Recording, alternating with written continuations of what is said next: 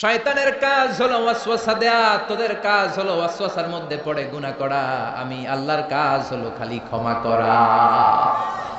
সুবহানাল্লাহ পড়েন। শয়তান বলে, আল্লাহ জান্নাত তুমি এতগুলা বানালা কেন, জাহান্নাম আরো বাড়িয়ে বানাও। আল্লাহ বললেন কেন কেন? শয়তান বলে, আল্লাহ জান্নাতে তুমি ঢুকাতে পারবা না, আমি ওয়াসওয়াসা দিব, ধোঁকা দিব, সবগুলারে জাহান্নামের উপযোগী করব।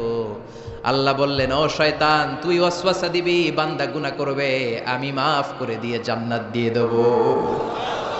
শয়তান বলে, আল্লাহ হিসাব এত সহজ না, আমি ডান দিক থেকে ধোঁকা দেব, বাম দিক থেকে দেব, সামনে থেকে, পেছন থেকে, নিচ থেকে, একেবারে রক্তের শিরা উপশিরার ভেতরে ঢুকে ঢুকে, মাজরাদ্দাম রক্তের শিরা উপশিরার ভেতরে, রগের ভেতরে ঢুকে ঢুকে ধোঁকা দেব, একটারেও জান্নাতে ঢুকাতে পারবেন না। আমি চ্যালেঞ্জ দিলাম। আল্লাহ বললেন, শয়তান তুই আমারে চ্যালেঞ্জ দেস? আমি তো মহারাজা, আমার সাথে চ্যালেঞ্জ চলে না।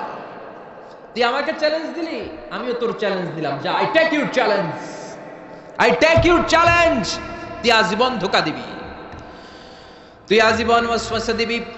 আমার বান্দারা নামাজ ছাড়বে, জুলুম করবে, অন্যায় করবে, অপরাধ করবে। সিরাতুন নবীর মাহফিলে একদিন এসে, তাফসিরের মাহফিলে একদিন এসে অনুশোচনা করে চোখের পানি ছেড়ে ক্ষমা চাইবে। ক্ষমা চাওয়ার সাথে সাথে আমি আমার বান্দার জীবনের সব গুনাহ মাফ করে দেব। এজন্য এই মাহফিলগুলো হচ্ছে ইটস অ্যান অপরচুনিটি, আমাদের জন্য অনেক বড় ধরনের সুযোগ। এজন্য এই সুযোগগুলোকে আমরা হাতছাড়া করতে চাই না। চিল্লায় বলেন ঠিক কিনা? সূরাতুল ইখলাস এটা মাক্কি সূরা। কি সূরা? কথা বলেন। ক্লাসে কথা বলা লাগে না? উত্তর দেয়া লাগে না? চিৎকার দিয়ে বলেন, এই সূরাটা কি সূরা? এটা মাক্কি সূরা। সূরাতুল ইখলাসই শুধু সূরাতুল ইখলাসের নাম নয়, এই নামটা ছাড়াও এই সূরার আরো অনেক চমৎকার চমৎকার নাম আছে। সূরাতুল ইখলাস ছাড়াও এই সূরাটার আরেকটা নাম হচ্ছে সূরাতুত তাওহীদ। কি নাম? তাওহীদেরই মুর্শিদ আমার মুহাম্মাদের নাম বলো, মুহাম্মাদের নাম। আল্লাহর নাম জপলে বুঝতে পারি আল্লাহরই কালাম বলো, মুহাম্মাদের নাম। ঠিক কি না? এই সূরার আরেক নাম হলো সূরাতুত তাওহীদ। তাওহীদ মানে একত্ববাদ, ওয়াননেস অফ গড। ঈশ্বর যে একজন, স্রষ্টা যে একজন, আমাদের রব আল্লাহ যে একজন, এই কথার প্রমাণ এই সূরার ভেতরে দিয়ে দিয়েছে কে?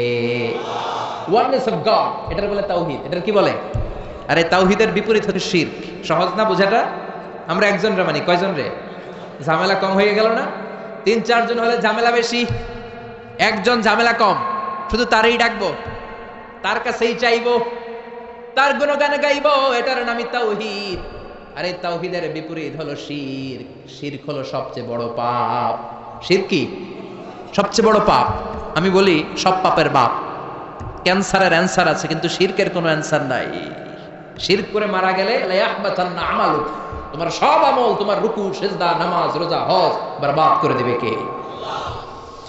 এজন্য আমরা তাওহীদের পক্ষে, আমাদের নাম হলো মুওয়াহহিদুন। তাওহীদের বিপক্ষে যারা, তারা হলো মুশরিকুন। শিরকের সাথে আমাদের কোনো সম্পর্ক নাই। এজন্য যারা গণক, তাদের কাছে যাওয়া যাবে না। যারা টিয়া পাখির ব্যবসা করে, ওদের কাছে যাওয়া যাবে না। লিটন দেওয়ানের কাছে যাওয়া যাবে না। হাতের রেখা দেখে যারা ভাগ্য বলতে চায়, এদের কাছে যাওয়া যাবে, কারণ এগুলো ভুয়া। এগুলো কি? হাতের রেখায় কোনো ভাগ্য থাকে না, কারণ ভাগ্য তারও থাকে যার হাত থাকে না। ঠিক কিনা? হাত নাই, পা নাই, এরকম বাচ্চা বিকলাঙ্গ জন্ম নেয় না? চকরিয়াতে নেয় না? নেয়? বিকলাঙ্গ নাই তো, যেই ছেলেটা বিকলাঙ্গ হয়ে জন্মালো উইদাউট এনি হ্যান্ড, হাত ছাড়া, তাহলে ওর ভাগ্য গেল কই? কথা কর, ওরও ভাগ্য আছে না নাই? এজন্য যারা হাতের রেখা দেখে কথা বলে, তাদের কাছে যাওয়া যাবে না। মাজারে যে সিজদা করা যাবে, মাজারে পড়ে থাকা ব্যক্তিটার কাছে কিছু চাওয়া যাবে। আল মাইয়িতু ফিল কবর কাল গরিকু ফিল বাহর। সাঁতার না জানা ব্যক্তি সাগরে পড়ে গেলে যেমন অসহায়, কবরে পড়ে থাকা ব্যক্তি তার চাইতেও বড় অসহায়। সে তোমারে কিচ্ছু দিতে পারে না, তুমি দোয়া করে তারে কিছু দিয়ে আসতে পারবা। ঠিক কি না? দুআফাত তালিব ওয়াল মাতলুব, যে চায় ও দুর্বল, যে শুয়ে আছে যার কাছে চায় ওইটাও দুর্বল। ঠিক কি না? এজন্য চাইতে হবে একজনের কাছে, তিনি কে? ওই এক আল্লাহর কাছে চাওয়ার নাম তাওহীদ। এই সূরার নাম শুধু সূরাতুল ইখলাস নয়, এই সূরার আরেক নাম হলো সূরাতুত তাওহীদ, তাওহীদের সূরা। কারণ এই সূরার ভেতরে আল্লাহর একত্ববাদের ঘোষণা আছে। কথা বুঝতে পারছেন? কষ্ট হচ্ছে মনে হয়, কষ্ট হচ্ছে না তো? তাহলে সূরাতুল ইখলাসের আমরা আরেকটা নাম শিখলাম আজকের ক্লাসে। কি নাম? মাশাআল্লাহ, what a response, what a amazing response, কত সুন্দর জবাব। সূরাতুত তাওহীদ। এই সূরার আরেকটা নাম আছে সূরাতুল মা'রিফা। কি নাম? মা'রিফা, সূরাতুল মা'রিফা। মা'রিফা মানে জানা বা চিনা। এই সূরা পড়লে কারে জানা যায়, কারে চিনা যায়? মা'রিফা, সূরাতুল মা'রিফা। এই সূরা জানলে আল্লাহরে চিনা যায়। এই সূরা যে জানবে সে নামাজি হবে, সে আল্লাহওয়ালা হবে। কিন্তু এই মা'রিফারে আমরা মারেফত বানাইছি। মারে মারে আসলে মারেফত না, মাইরের,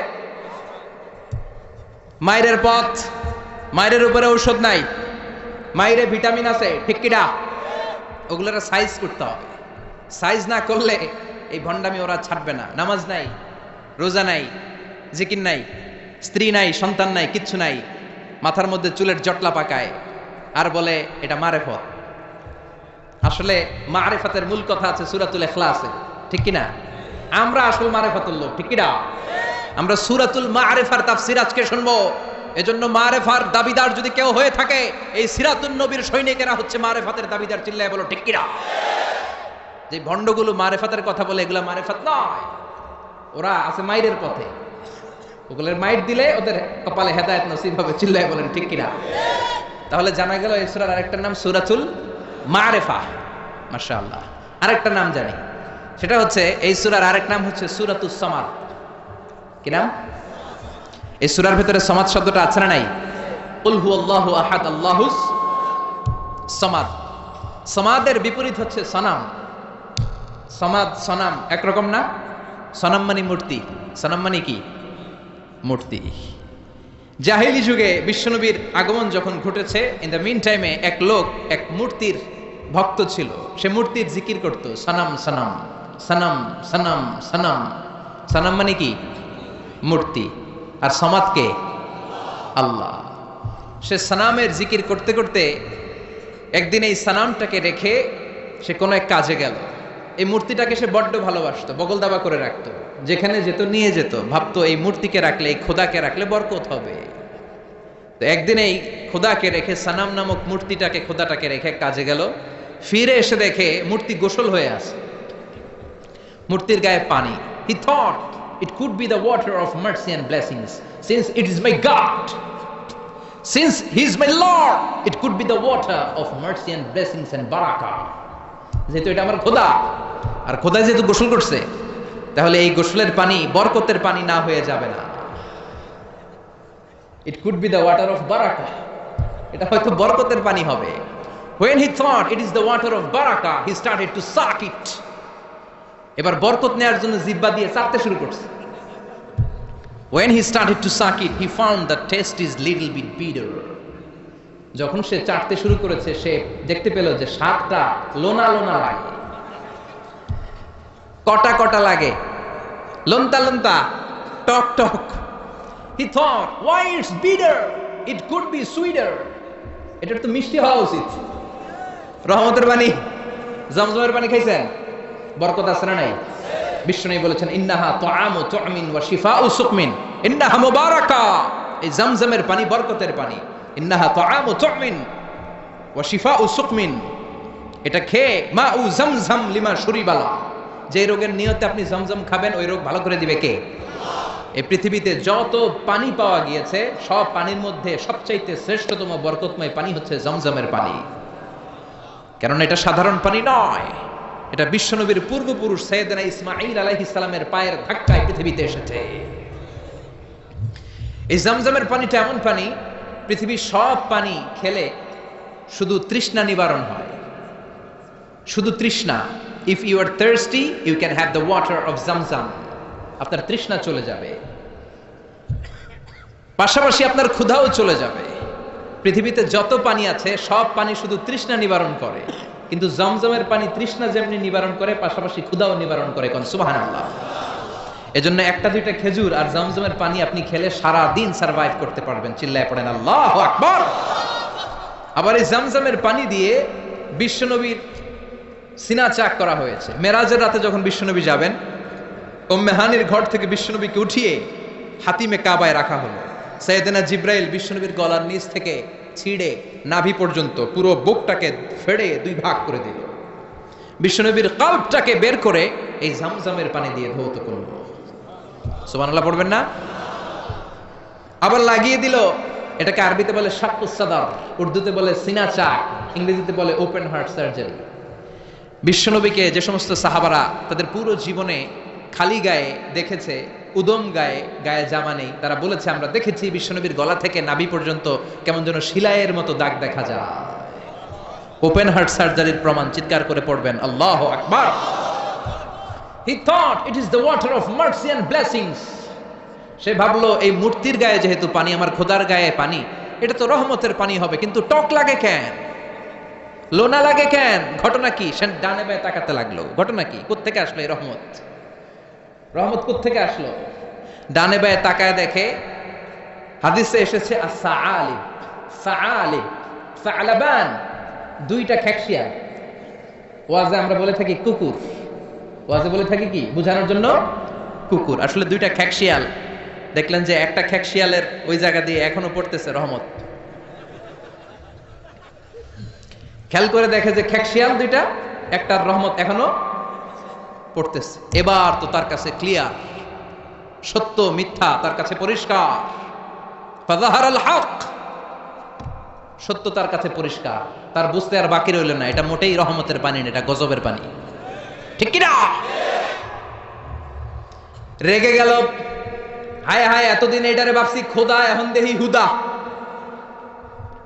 এতদিন ভেবেছি এটাই আমার রব, এটাই আমারে বাঁচাবে, মৃত্যুর সময় এটাই আমাকে আরাম দিবে, মৃত্যুর পরবর্তী জীবনে এটা আমাকে স্বর্গে পাঠাবে, আমার সারা জীবনের সব জিম্মাদারি এইটাই নেবে। এত আদর করলাম, এত দোয়া করলাম, এত ভালোবাসলাম এইটারে, এত কিছু চাইলাম এইটার কাছে, আজকে একটা খেকশিয়ালের পেশাবের পানি থেকে সে নিজেরে বাঁচাতে পারে নাই, কেমন করে আমারে জাহান্নাম থেকে সে বাঁচাবে?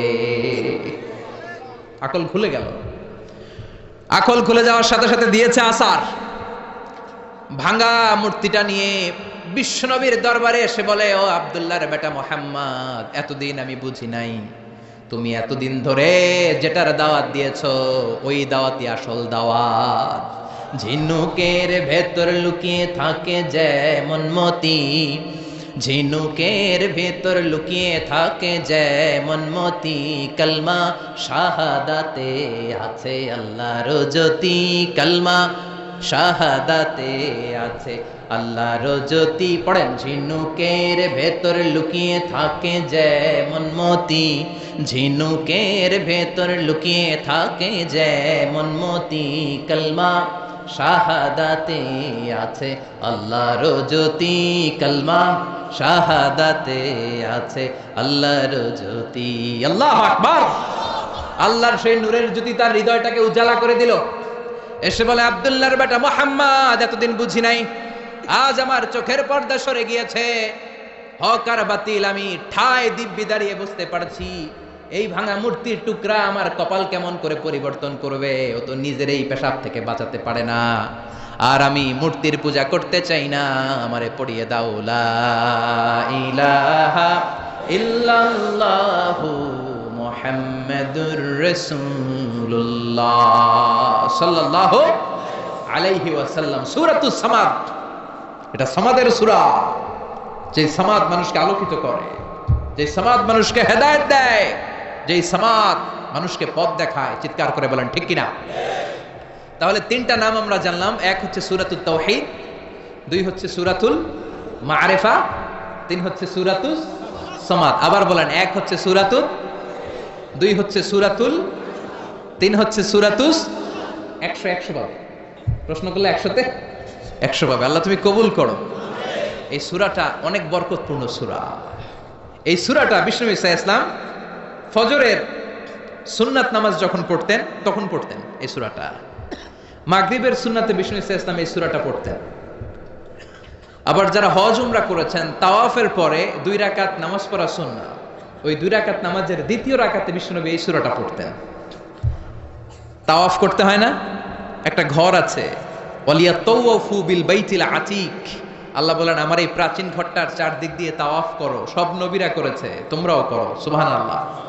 ওইটা হচ্ছে মাসাবাতান লিন-নাসি ওয়া আমনা, গোটা বিশ্বের মানব মণ্ডলীর মিলন কেন্দ্র। লক্ষ লক্ষ মানুষ ওই ঘরটাকে কেন্দ্র করে মিলিত হয়। আজান যখন হয় আল্লাহু আকবার আল্লাহু আকবার আল্লাহু আকবার আল্লাহু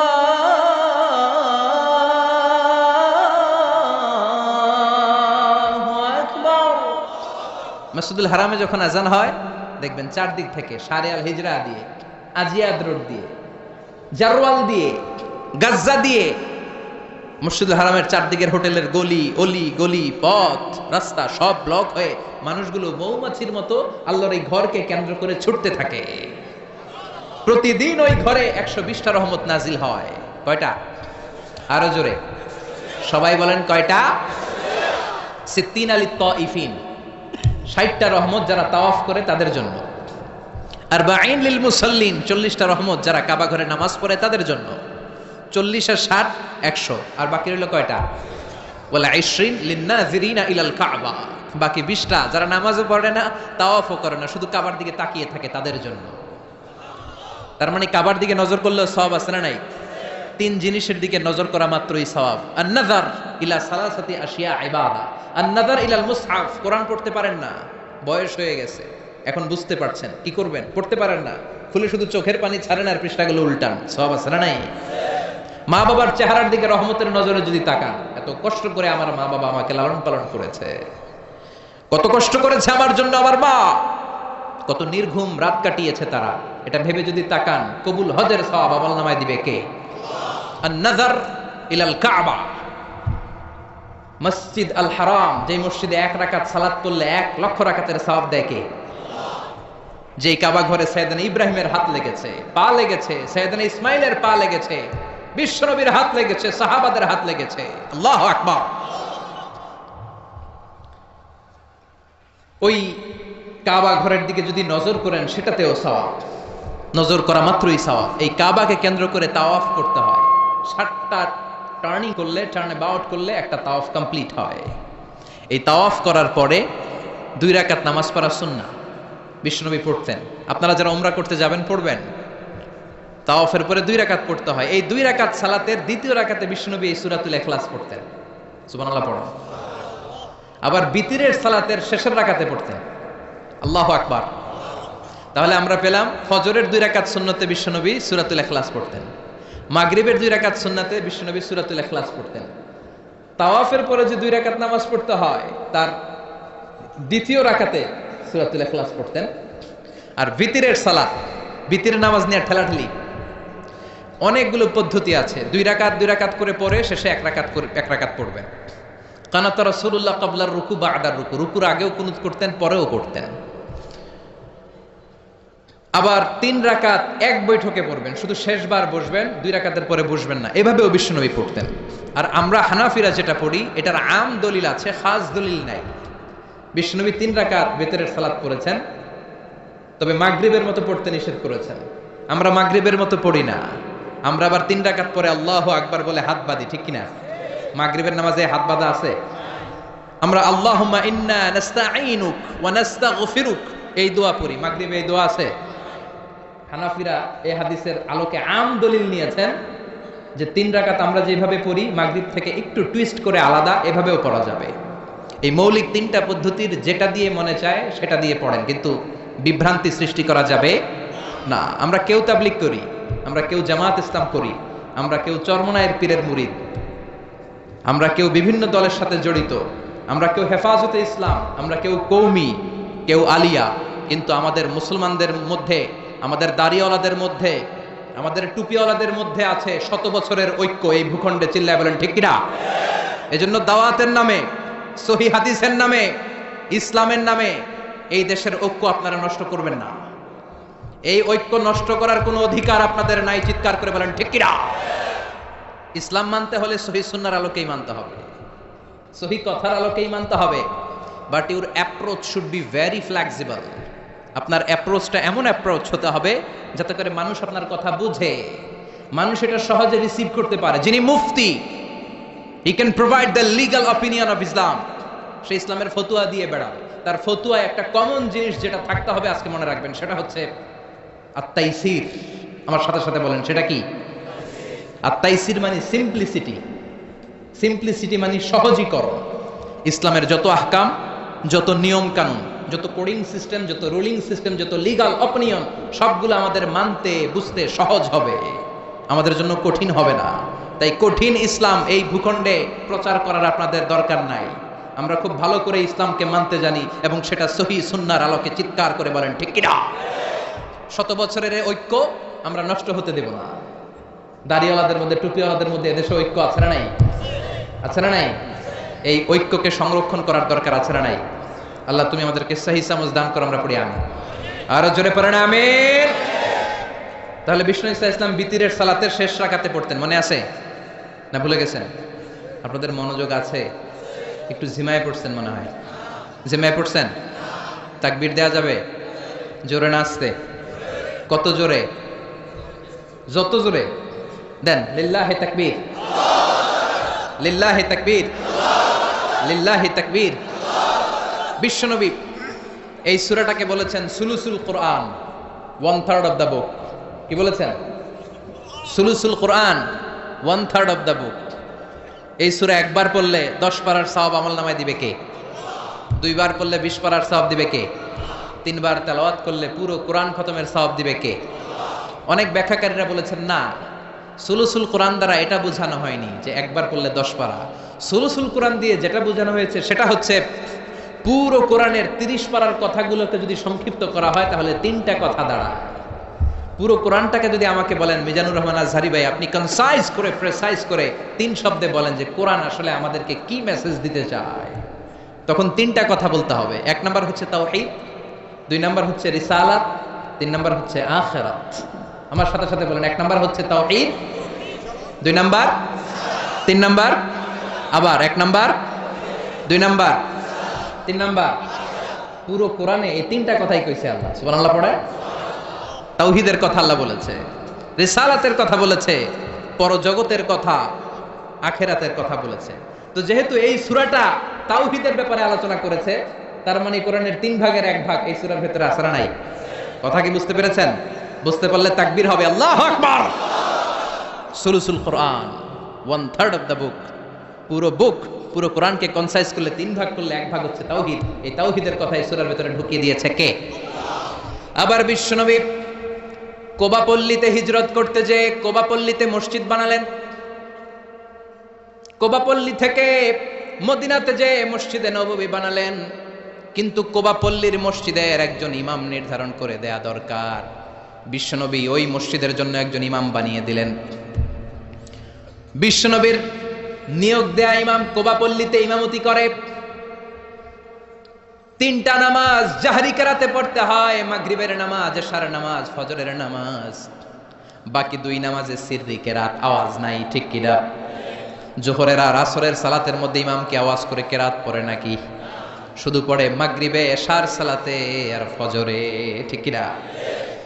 তো ইমাম সাহেব নিয়োগ পাওয়ার পরে মাগরিবের সালাতে, এশার সালাতে, ফজরের সালাতে প্রতি রাকাতেই সূরাতুল ফাতিহার পরে যেই সূরাটা দিয়ে তিনি নামাজ শুরু করতেন ওই সূরাটার নাম হলো সূরাতুল ইখলাস।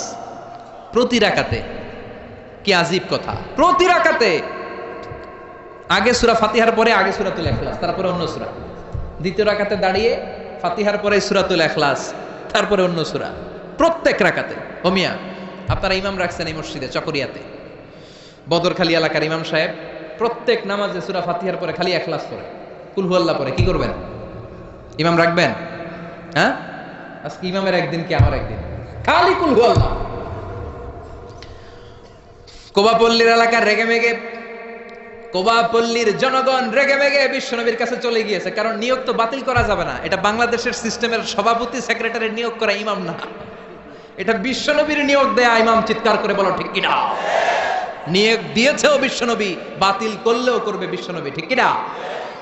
বিশ্বনবীর দরবারে চলে গিয়েছে, যে বলে ইয়া রাসূলুল্লাহ, ইয়া হাবিবাল্লাহ, সবাই মিলে কষ্ট করে আপনারা নিয়ে মসজিদটা বানালাম, আপনার নিয়োগ দেয়া ইমামকে পেয়ে আমরা খুশি হলাম, কিন্তু ইমাম সাহেব মাগার কুলহু আল্লাহ ছাড়া কোনো সূরা পড়ে না, খালি কুলহু আল্লাহ, খালি কুলহু আল্লাহ। বিষ্ণুনবী বললেন বিপাকে, ঘটনা কি? এত সূরা থাকতে এইটারে পাইছে কেন?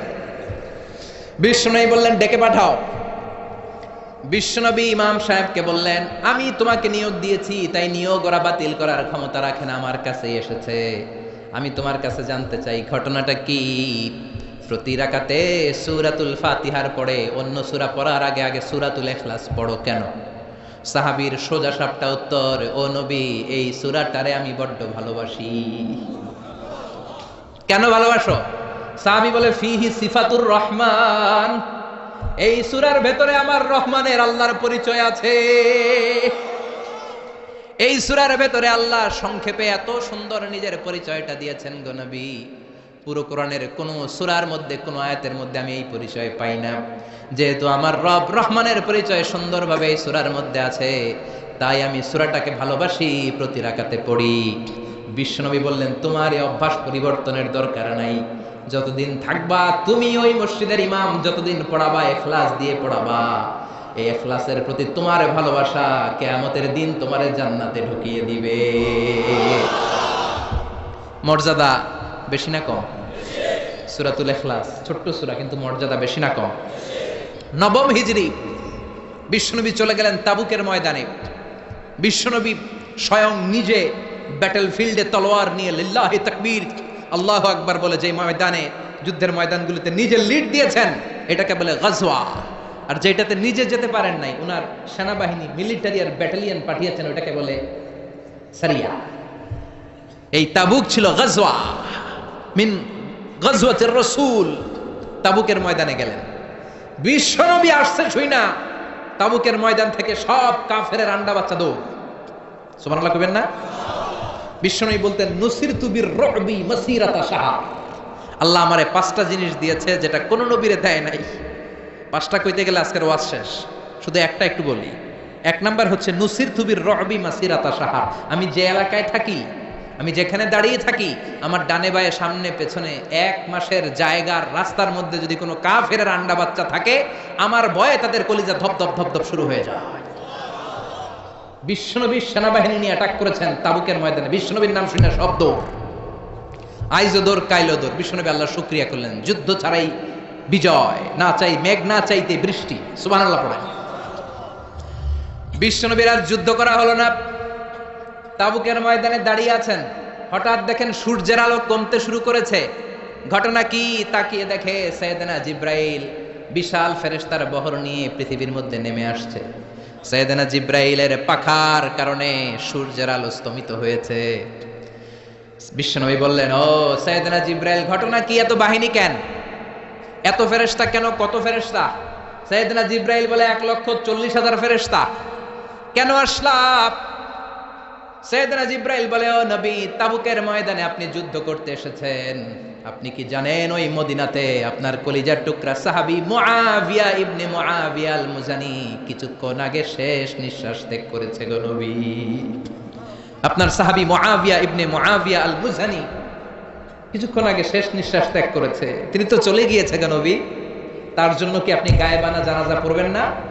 বিশ্বনবী বললেন, ইন্না লিল্লাহি ওয়া ইন্না ইলাইহি রাজিউন। বিশ্বনবী বললেন, অবশ্যই পড়ব।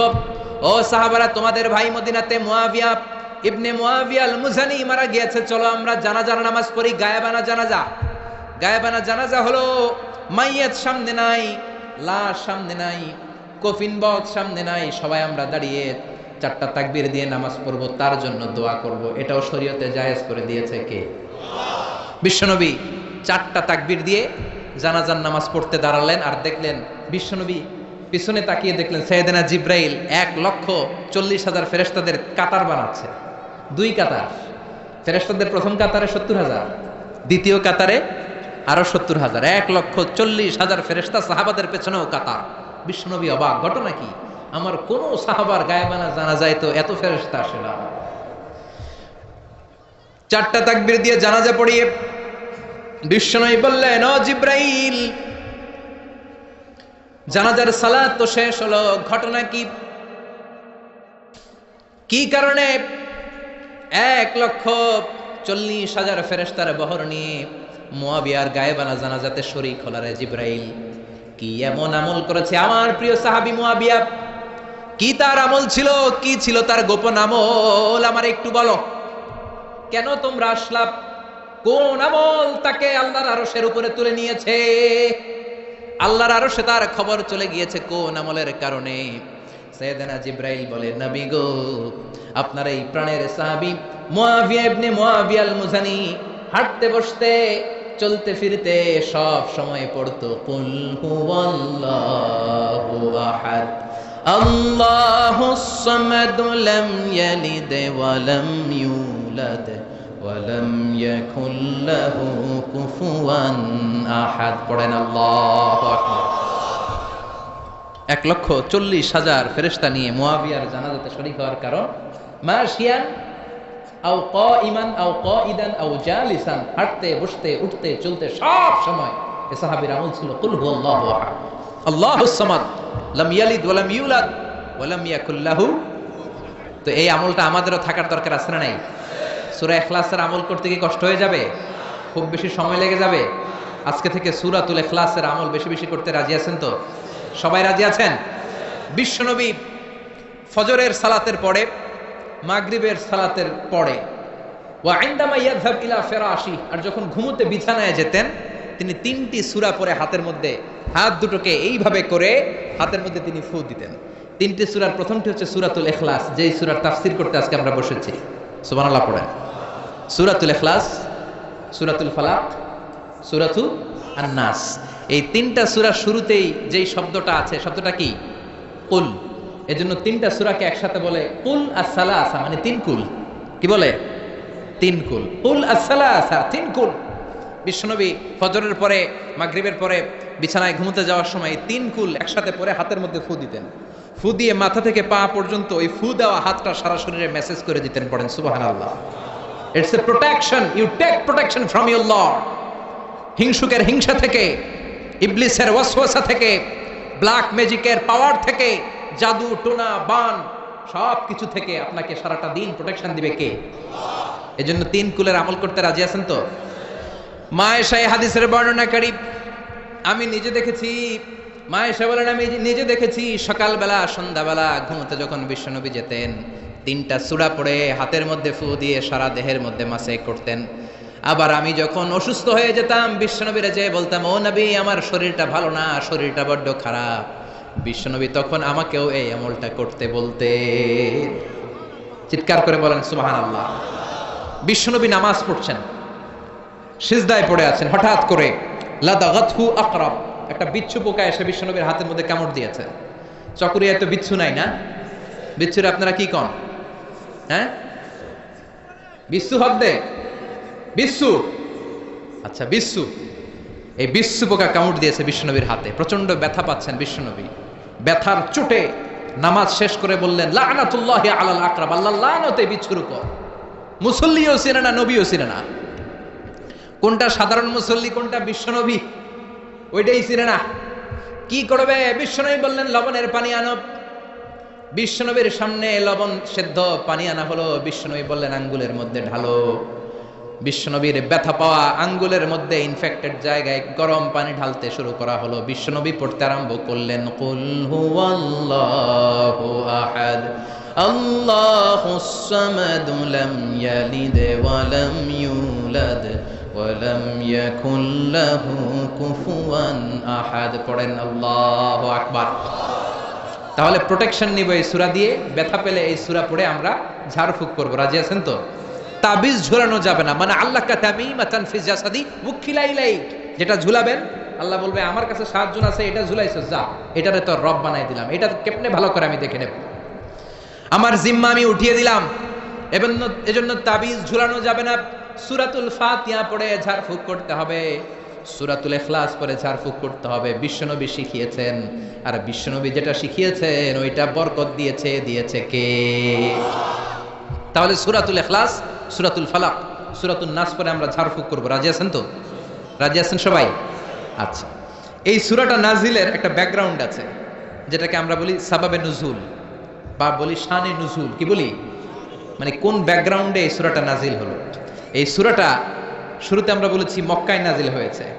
মক্কার মুশরিকেরা, মক্কার কাফিরেরা বিষ্ণুনবীর কাছে এসে বলল, মুহাম্মদ উনসুব লানা রাব্বাক বাইয়িন ইনদানা নাসাবা রাব্বিক। আব্দুল্লাহর বেটা মুহাম্মদ, এই যে তুমি আল্লাহ আল্লাহ করো, এক আল্লাহ এক আল্লাহর দাওয়াত তুমি দাও, তোমার আল্লাহর নসবনামাটা একটু আমাদেরকে শোনাও। তোমার আল্লাহর কি নামা? নসবনামা কথাটা মনে হয় আজকেই প্রথম শুনছেন, এর আগে আর শোনেন নাই। চকরিয়াতে কি নসবনামা বলেন না? বলেন না? বংশনামা, বংশধারা।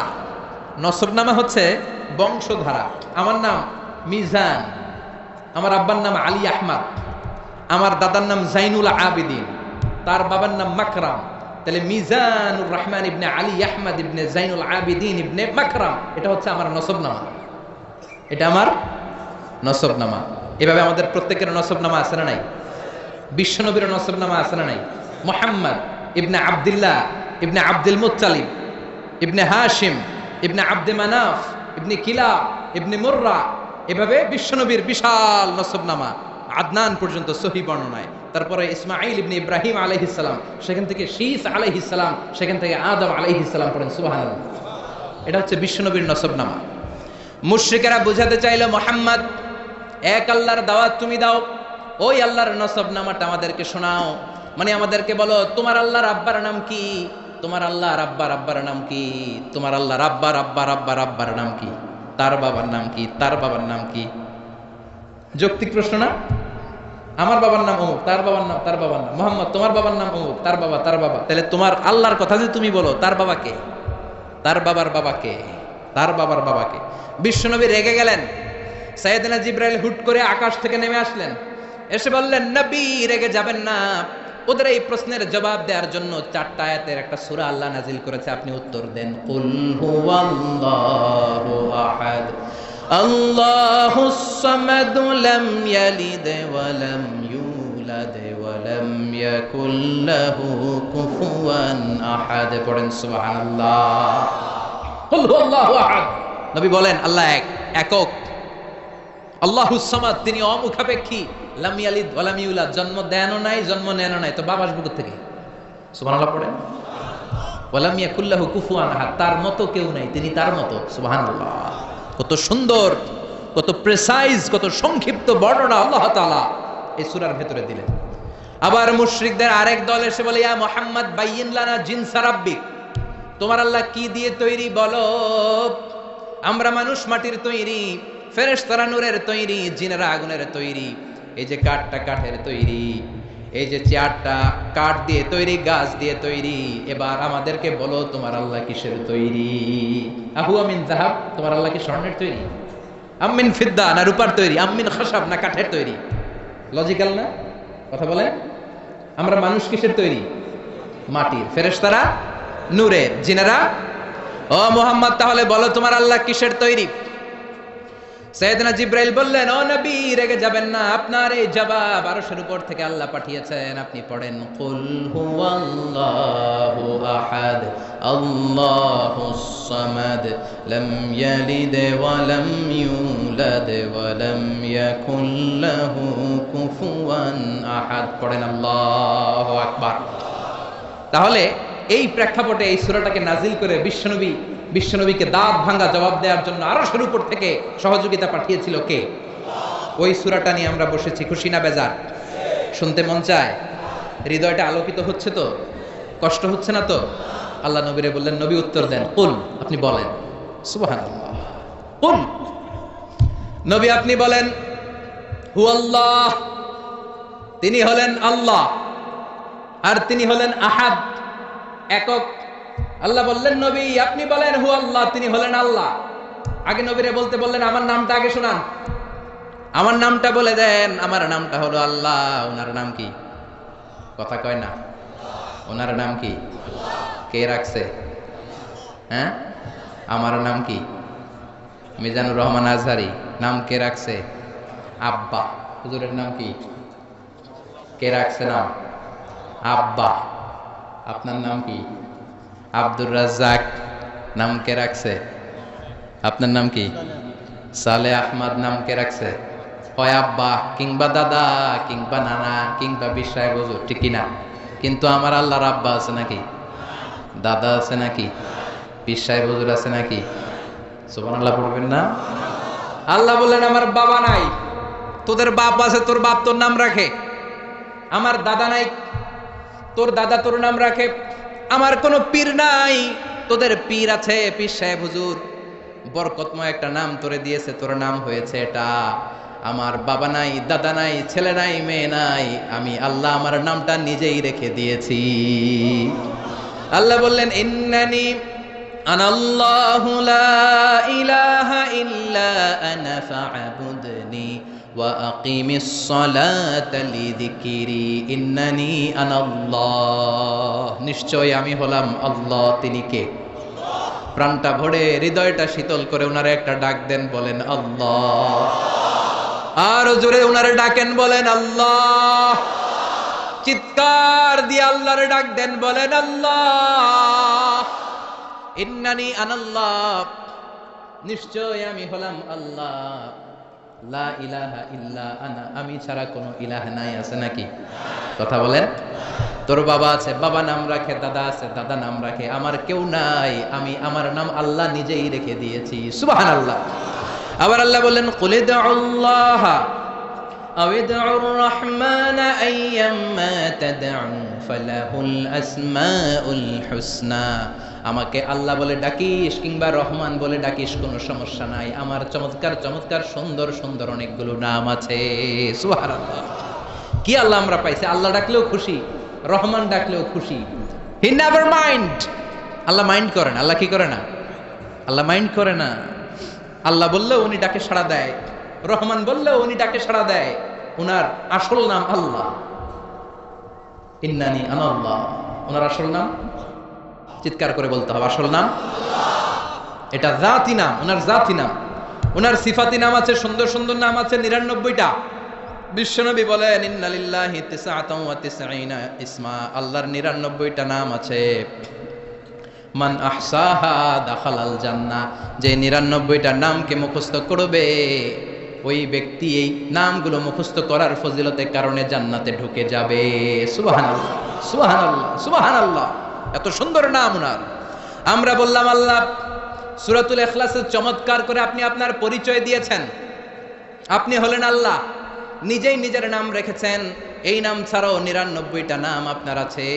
ও আল্লাহ, আপনার কাছে জানতে বড্ড ইচ্ছে হয় কবে থেকে আপনি আছেন, কবে থেকে আপনি এই মহাবিশ্বে আছেন, কতদিন পর্যন্ত থাকবেন। প্রশ্ন আছে না নাই? মনে আসে না? আপনি আছেন কবে থেকে? ক্ষমতার মেয়াদ বাংলাদেশে 5 বছর, কোথাও 10 বছর। আপনার মেয়াদ কয়দিন? আপনি কবে থেকে আছেন এটা কোন? আপনি কতদিন থাকবেন জানতে বড় মনে চায়। আল্লাহ বললেন হুয়াল আউয়ালু ওয়াল আখিরু ওয়াল যাহিরু ওয়াল বাতিন ওয়া হুয়া বিকুল্লি শাইইন আলিম। আল্লাহ বললেন গোলাম আমি প্রথম। হুয়াল আউয়াল, আমি প্রথম। আমি কি? হুয়াল আউয়াল ওয়াল আখির, আবার আমি শেষ। সুবহানাল্লাহ। আমি প্রথম, আমি শেষ, আমি প্রকাশ্য, আমি গোপন। সূচনাহীন অতীত থেকে আমি আছি, শেষহীন সীমাহীন ভবিষ্যৎ পর্যন্ত আমি থাকবো। সুবহানাল্লাহ। সূচনাহীন অতীত থেকে আমি আছি, সীমাহীন ভবিষ্যৎ পর্যন্ত আমি থাকবো। আমার কোনো শুরু নাই, আমি শুরু, ঠিক কিনা? আল্লাহ বললেন হুয়াল আউয়াল, আমি প্রথম, আমি শেষ, আমি প্রকাশ্য, আমি গোপন। তার মানে প্রথমে কে? চিৎকার করে। শেষে কে? প্রথমে আল্লাহ আল্লাহ, শেষেও আল্লাহ আল্লাহ, আকাশে আল্লাহ আল্লাহ, জমিনে আল্লাহ আল্লাহ, ঠিক কিনা? বলেন বলেন। প্রথমে আল্লাহ আল্লাহ, শেষেও আল্লাহ আল্লাহ, আকাশে আল্লাহ আল্লাহ, জমিনে আল্লাহ আল্লাহ। নিখিল জাহান গাই গুণগান তার নামে গায়, আমরাও গাহি তাআলা হামদে বারি তাআলা, হামদে বারি তাআলা, হামদে বারি তাআলা। আল্লাহু আকবার। আল্লাহ বলেন আমি প্রথম, আমি শেষ, আমি প্রকাশ্য, আমি গোপন, প্রথমেও তিনি শেষেও তিনি। আমি বলি শুধু প্রথম আর শেষে তিনি নন, সব জায়গায় তিনি, ঠিক কিনা? কারণ আমাদের আজানের মধ্যে আল্লাহর নাম আছে না নাই? আমাদের আজান শুরু হয় কোন শব্দ দিয়ে? আমাদের একামতে ওনার নাম আছে না নাই? একামত শুরু হয় কোন শব্দ দিয়ে? আমরা যখন জিকির করি ওনার নাম আছে না নাই? জিকির হয় কোন শব্দ দিয়ে? আবার কুরবানির ঈদের দিন সকালবেলা নামাজ পড়ে ধারালো একটা ছুরি দিয়ে যখন তার জন্য জবাই করি, ওইখানে আমরা কার নাম বলি? জোরে বলেন। তার মানে আজানে আল্লাহ আল্লাহ, একামাতে আল্লাহ আল্লাহ, কুরবানিতে ও আল্লাহ আল্লাহ, জিকিরে ও আল্লাহ আল্লাহ, ঠিক কি না?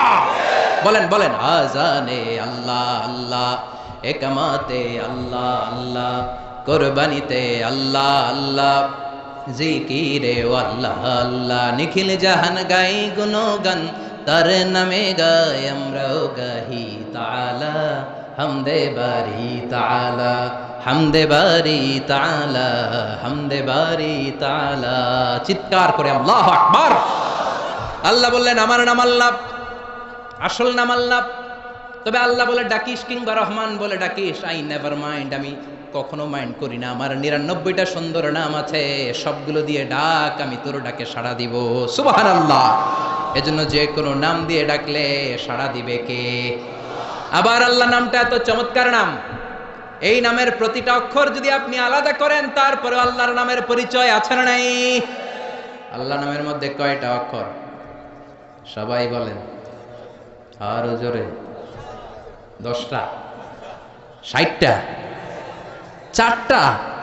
আলিফ লাম লাম হা। আমার সাথে আলিফ লাম লাম হা। আলিফ লাম, কথা না, আলিফ লাম, আলিফ, কথা কয় না। আমি আলিফ বলে থামলে বাকি 3টা বলতে হবে চিৎকার করে। আলিফ আলিফ আলিফ, এই 4টা অক্ষর একসাথে মিলালে আল্লাহ। আল্লাহ শব্দটা এসেছে ইলাহ থেকে। ইলাহের সাথে আলিফ লাম যোগ করলে হয় আল ইলাহ। জেনে রাখবেন, ইলাহের সাথে আলিফ লাম যোগ করলে হয় আল ইলাহ। আল ইলাহ থেকে আল্লাহ, আল ইলাহ থেকে। এত মজার নাম, এত চমৎকার নাম, 4টা অক্ষর বিশিষ্ট একটা সুমধুর নাম, যেই নামের জিকির আজীবন চলবে, কিয়ামত অবধি চলবে, তারপর অন্তর ঠান্ডা হবে না, মনে চাইবে আরো জিকির করতে থাকি, ঠিক কি না? আল্লাহ। আল্লাহ দিয়ে কোরআনে পরিচয় আছে না নাই? 4টা অক্ষর দিয়ে তার নাম, আলিফ লাম লাম হা। আল্লাহ দিয়ে আল্লাহ কোরআনে তার পরিচয় দিচ্ছেন। আল্লাহু নূরুস সামাওয়াতি ওয়াল আরদি মাসালু নূরিহি কামিশকাতিন ফিহা মিসবাহ। কি সুন্দর নাম। এবার আল্লাহর আলিফ যদি কেটে দেই থাকে লাম লাম হা, মানে লিল্লাহ। পরিচয় আছে না নাই? লিল্লাহি মা ফিস সামাওয়াতি ওয়া মা ফিল আরদি ওয়া হুয়া আলা কুল্লি শাইইন কাদির। লিল্লাহর লাম কেটে দিলাম, থাকলো লাহু। পরিচয় আছে না নাই? লাহুল মুলকু ওয়া লাহুল হামদু ওয়া হুয়া আলা কুল্লি শাইইন কাদির। লাহু থেকে লামটাও ফেলে দিলাম, থাকলো হু। এটা দিয়ে পরিচয় নাই? হ্যাঁ, কই আছে? আছে? পড়েন। হুয়াল্লাহুল্লাযী লা ইলাহা ইল্লা হু আলিমুল গায়বি ওয়াশ শাহাদাতি হুয়ার রহমানুর রহিম। সুবহানাল্লাহ। কি অবাক করা নাম! আল্লাহর 4টা অক্ষর দিয়ে পরিচয় আছে। প্রথম অক্ষর ফেলে দিলেও পরিচয় আছে, দ্বিতীয় অক্ষর ফেলে দিলেও তার পরিচয় আছে, শেষে যে ছোট্ট একটা অক্ষর আছে সেটা দিয়েও পরিচয় আছে। চিৎকার করে বলতে হবে আল্লাহু আকবার। আবার তার নামটা এত মজাদার নাম, ভয় পেলে আমরা তার নাম জপি, ডর আসলে আমরা তার নাম জপি, জ্বর আসলেও তার নাম জপি, বিপদে পড়লে তার নাম জপি, নির্বাচনে জিতলে তার নাম জপি, হারলেও তার নাম জপি। সব জায়গায় তার নামের দরকার আছে না নাই? সব জায়গায় তার নাম লাগে। আল্লাহ বলে, গোলাম তবে বিপদে পড়লে যে জপিস, বিপদ চলে গেলেও জপবি। নির্বাচনের আগেও যেমনি আমার নাম জপিস, নির্বাচনের পরেও জপবি, তাহলেই তুই মুমিন, তা না হলে মুনাফিক, ঠিক কি না? ফাইযা রাকিবু ফিল ফুলকি দাউল্লাহ মুখলিসিনা লাহুদ্দিন ফালাম্মা নাজ্জাহুম ইলাল বাররি ইযা হুম ইউশরিকুন। আল্লাহ আফসোস করে বলে, আমার কিছু গোলাম আছে, গোলাম নামের কুলাঙ্গার, এগুলো যখন বিপদে পড়ে জিকির করতে করতে মুখে ফেনা তুলে ফেলে, বিপদ চলে গেলে আমারে গালি দেয়, আছে না নাই? সাগরে তুফান উঠেছে, জাহাজের মধ্যে জিকির করে লা ইলাহা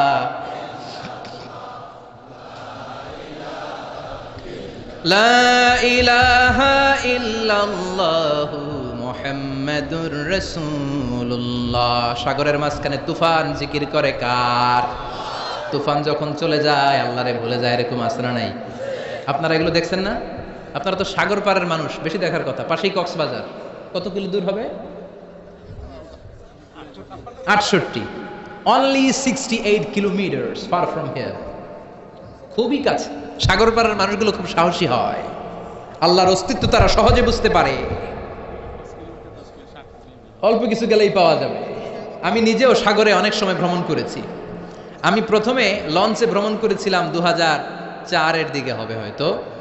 আমি তখন বাসে করে একবার বরিশালে আমার এক বন্ধুর বাড়িতে বেড়াতে গিয়েছিলাম, ফিরে আসতেছি লঞ্চে করে। ওই দিন আমি দেখেছি আল্লাহ কারে বলে। মোল্লা ওমর একটা বই লিখছে না, আফগানিস্তানে আমি আল্লাহকে দেখেছি। ওই সদরঘাটের লঞ্চের ভিতরে মিজানুর রহমান আজহারি আল্লাহরে দেখছে। আল্লাহু আকবার। বাসে করে যাচ্ছি, ভ্রমণ শেষ করলাম, ফিরে আসতেছি লঞ্চে করে। লঞ্চ সই সালামতে আল্লাহর মেহেরবানি বরিশাল থেকে ভিড়তে ভিড়তে সদরঘাটের কাছাকাছি, আর 1-1.5 ঘন্টা পরে সদরঘাটে চলে আসবে। মাঝ নদীতে হঠাৎ তুফান। তুফান দেয় কে? আবার তুফান থামায় কে? এজন্য তুফানের মালিকের ইবাদত করতে হবে, ঠিক কিনা? তুফান মোকাবেলার কোনো শক্তি আমাদের নাই, তাই না? কিন্তু আমরা বলি আমাদের সব কিছু মজুদ আছে। তুফান, ভূমিকম্প, বন্যা আমরা মোকাবেলা করব, আছে না নাই? কেমনে মোকাবেলা করবি তুই? তোর 2বার ডায়রিয়া হইলে তোর চেহারার দিকে কুত্তাও বেঞ্চি দেয়া চায় না, ঠিক কিনা? 2বার টয়লেটে গেলে 3য়বার আয়না